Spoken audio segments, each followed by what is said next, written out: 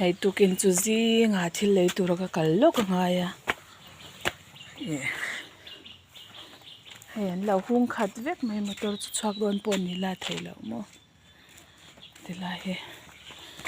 tilai veng chau ni lo veng dang mi te po hian an ron hung ve thin ani chu mo kan veng bo ro khi nuam em a zing kara hei ti lan te hi nuam ka tia ma pu khanin voi khat khat che va hil hi ka ron ti langa hei ti lai kha futsal lo ti lang le ro khan lo tia mo ka camera hi fia lo chin lo ti bal no pangin games khel nan hei ti lai parking zau lu tuk mai kan la nei ka ti khamo sizing phai chan leng tu ru lu tuk chan hei mi mal house deuh chin hi chan an ma ni in parking an nei vek bok ta mo kha that na ni ta tukin zinga po hian soi chak le soi du kha chu ka nga thin khop mai ma ro chu boi tla ke katia ve thau nga ve zing kar thon wa ve mani tro ti lai poi mun no ma zau no ma he kan pastor quarter ne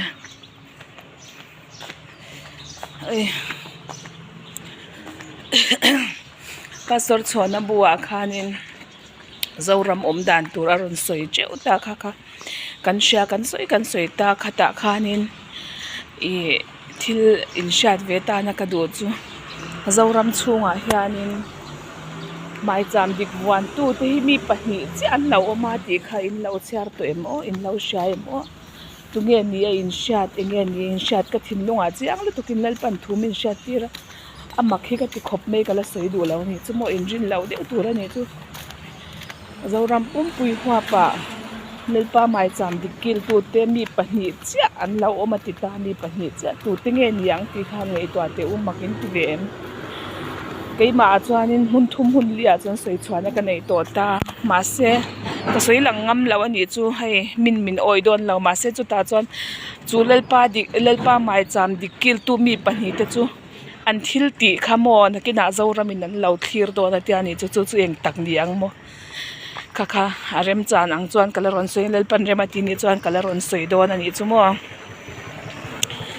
ta chuanin karin lo deuh ani tak wang ani ta lalpa mai cham dik kil tu khamo tu tinge ti kha min ron zot sup mai thei komena po khan ma se lalpan remati lo chang soi lang don lawa mun thum hun lia chang ka soi lang to a chumi te po cha min zep sak don an soi lang ri don lawa kaushana lang mi alo chuan kami ngai san deuh tun ma vairam kom lai jang ka ngai sang mangi kan ti te mu ka cha ke mem te kha an lang mi alo ni chumo mak deuh me ni kha chu langin kalaron soi don nia heitian zingkara daruk vel po daruk kalari la mo tar nga bor vel ani ta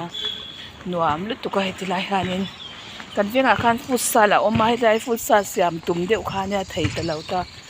ai volleyball court an ting ka sha ani ta a vai dora hian kal le meang mi zo dor hi an hong har thina chome dor chun hong to a ma se no pang chalai ten in fiam na mun an ron meya zia phian kaya zordan ni va thau ma ve ngei ti so dai leilo hei khai kan veng no pang filani hi filania thau ma ro pui mai sa mà xin lấy thấu là anh đi chú thil cần lấy về lệ doa yang cái vai đồ thì ăn hong mà chặt tóc mua anh đi hin tay mà tóc à chú nhà cái tiền chín vai ra mà tiếp on zing var cha na đồ ăn hong à dàn tay rek khi ăn hong ta mi Zoram chú ni về là vác kha cái vai chín khóc mày hay en ton thak cái tia dik tak soi chuan heng hi lo thlin na bulan ya tay mak te he em kim karon ti lang chun som liang hai ka thil ma mo ka le ya he hen te hi kan lau ti lang nge ba ya te hi an te ma nyan fel nyan hi zing an thawa chuan zana pon hong rei tro hei mani nampui nge dorang poti maila a theilo mi Zorama chuan mo vai hi doran nuama anga tinge dor nuam kan ti chuan ke ni phei chu hei kan thau ma sia zinga ma deuhin kan thawa ta han ma mo te kan lo nei thin ta khang te anga khan mo hei mi zo dora chuan lei don te la kan lo tilangang o khu ngai khu dor ve kan ya hei la in khar vek mai ni chu mo mi zo dor kha la in khar veka so sop eng lau chu a in hong ta thawa chuan hei nai mi zong zong te hi chuan mi zo dor ani hi yang hau hi mi zo dor chu in khar vek zela chuan tlai a hianin oi en te thim to don thil kan han lei du ta kan han mamota dar ruka pel or chauti hei a thim chan ti hian zukal te la mi zo dor chu lo in khar le vek ta ni chu mo thinina chuwang chuanin ka vai ve theilut tuka chuanin hei ka mo hi sen wa ta ni zana ka hnoi re theilo ang chi kha mai phi zo to pun no re lon chu no pang min chaya oi kan veng kong chau chuan mani ka ron ti lan thei dor bok kha nimina khan tlai da reng za vel nge kho dar li vel khan in ka sha e ka ka zuk helai vel hang ka kalta oi angai te te bok khanin mo lo eng lo le na samaya lo zam le na samai khu tilai khu kan tilang le chia thei dor an lein hong thalo an hong to thau khu lai khu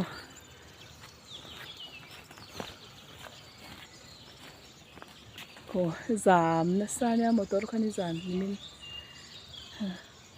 food pet khun hlia ve ka mak ve ta kane